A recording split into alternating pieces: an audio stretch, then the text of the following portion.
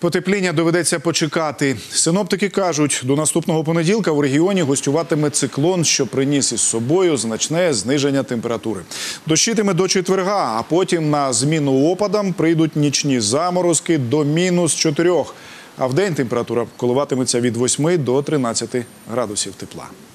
Сьогодні, завтра, післязавтра з парасолькою, а п'ятниця, субота можна і з рукавичками. Трошки би тепла, але воно буде цей тиждень перед Великоднем, бо буде більш теплий. Там уже попереднім оцінкам синоптиків Українського гідрометцентру очікуються температури денні до 20-23 градусів тепла і нічні теж там 8-10 тепла.